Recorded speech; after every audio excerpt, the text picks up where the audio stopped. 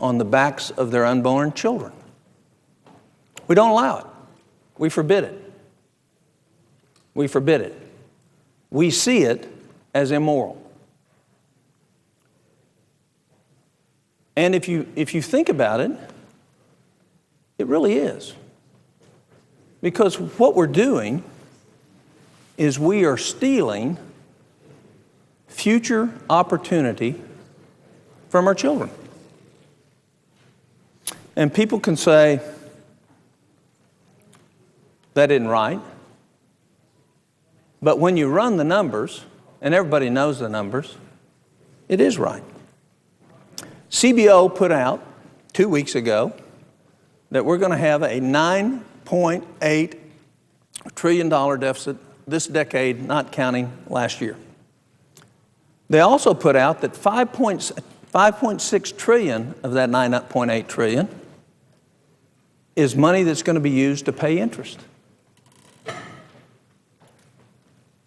So we are now like the person who gets in trouble on their credit card.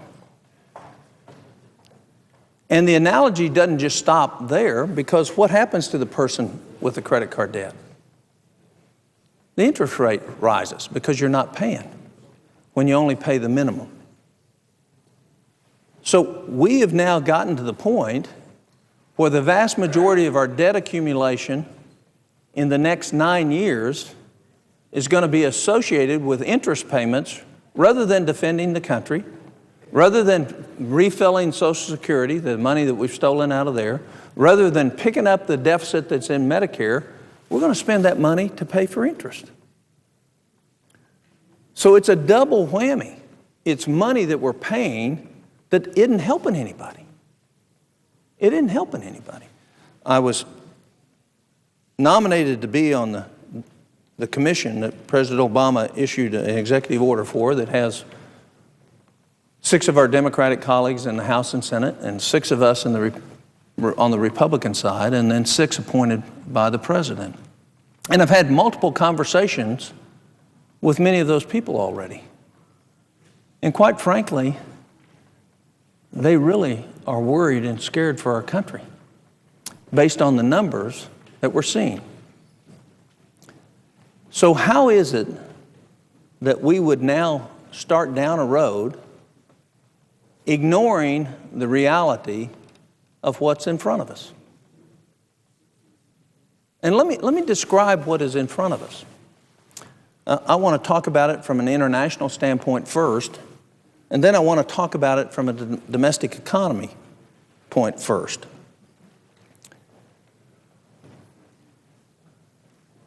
You had the Chinese army say 6 weeks ago to the Chinese government, dump a bunch of American bonds, hurt them.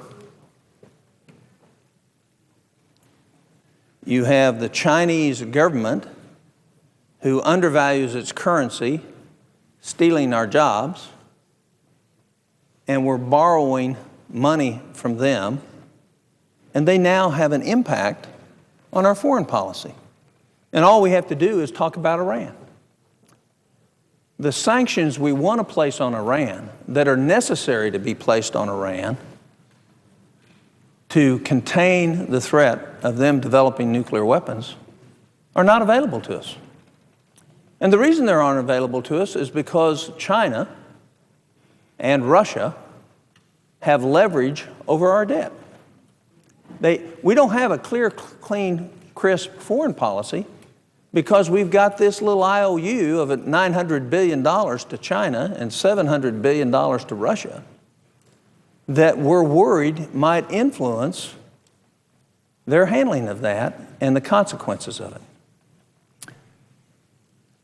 When you look at history and you look at all the republics that have ever been there, the one key thing in common that happens to them that causes them to fail is what? Is that every one of them got in trouble on a fiscal basis before they withered on an international basis or on a dominance basis. Every one of them withered. They, in fact, fell because they couldn't support their armies.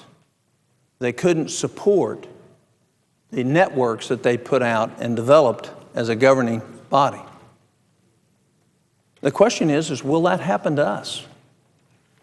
Is there potential for that to happen to us? And I would tell you, yes. We're in a position now where if we don't change gears and start making priorities on both programs and benefits drawn in the light of the priorities of our present financial situation, and start making selections about what's most important versus what's least important, we're going to be like the Athenian Empire. And you know, the real thing that's going on outside of Washington in America is the fear that that's happening to us. They sense it. They worry about it. We've exaggerated that by, at times, not paying attention to that fear and that worry. But the consequence of not starting at a point in time in which we're going to make a difference and start doing what we were elected to do, which is to select priorities and eliminate non-functioning, poorly functioning, duplication, and fraud from the federal government. Now, I said I was going to talk about the other side of it. What's the domestic side look for us as we go out having $9.8 trillion worth of more borrowing in the next 9 years, with $5.6 trillion of that interest payment? What's that do to our domestic economy? What's the impact on that? The impact is that we will see changes in our standard of living because of that. And they're not positive changes. If we were to stop right now and not borrow another penny and try to manage the debt that we have today, we're still going to see a marked increase in inflation in our country. Not immediately, but all you have to do is watch the bond market to see what's going to happen. And you watch the yield curve. And when you see 10 years go from last year this time at 2.4 to 3.9%, which is a greater than 50% rise in yield, as we continue to flood $300 billion this week in borrowing from the Fed, what's that mean for the average American? What that means for the average American is inflation. What that means to that $5.8 trillion in terms of interest payments is that it's a larger proportion, because as the interest costs rise, the proportion of that's interest payments versus total debt rises. We now spend in the United States last year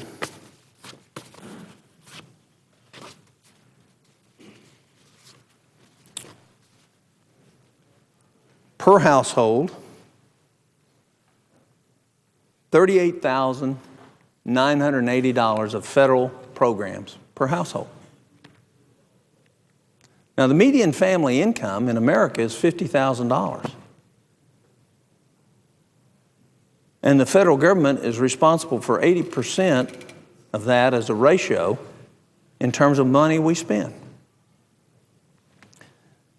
We only collected, and this is not last year, year before data, $18,000 per household. So what do the numbers say? The numbers said last year, 43 cents out of every dollar that the federal government spent, we borrowed. It's going to be about 48 cents, 47 cents. We don't know for sure this year. But I would note that we had the highest monthly deficit in our history in the month of February. And we need to send a signal to the international financial market is that we're aware. The leader. Through the chair to my friend, would my friend yield for a question? I'd be happy to yield for a question. Would you give us an idea how long you're going to talk? I'm sorry? How long are you going to talk? I can't hear you, Mr. Leader. How long are you going to talk? Probably about another 30 or 45 minutes. I'll be happy to signal that ahead of time so you don't have to wait on me. I won't play a game with you. I'll make sure you're notified before I finish up. I've kind of lost my train of thought. The fact is we're going to be about 47 cents out of every dollar that we spend this year, we're going to borrow. And who are we borrowing it from? Half of it we're borrowing from the American taxpayer, but the other half we're floating to the same people who hold our debt today. So we're doing a couple of things that are very dangerous for us. We are increasing our dependency on financing of those that don't have the best interest for us. And we're raising the level of the amount of money we borrow that we have to pay back in interest to where it's not going to be long that all the money we're borrowing is interest. Now, why is that important to the individual family? If you have a savings that has recovered somewhat from the lows of 2009, and I think the average savings have recovered about 60% of their losses or 70% of their losses in this country. When we start inflating the value of that retirement, the value of that asset is going to decline in terms of real dollars. And we're perilously close to getting into the same situation that we got into in the late 70s and the early 80s, where we had double-digit inflation, double-digit unemployment, and double-digit interest rates. And you'll hear everybody say that, oh, that ain't going to happen to us again. Well, I certainly hope it doesn't. But some of the same situation is playing out today that was playing out then. So if, in fact, you're on a fixed income and retirement income, and we start inflating because of our debt, who does it hurt the most?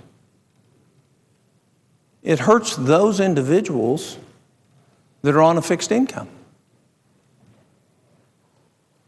that don't have the luxury of going back to work,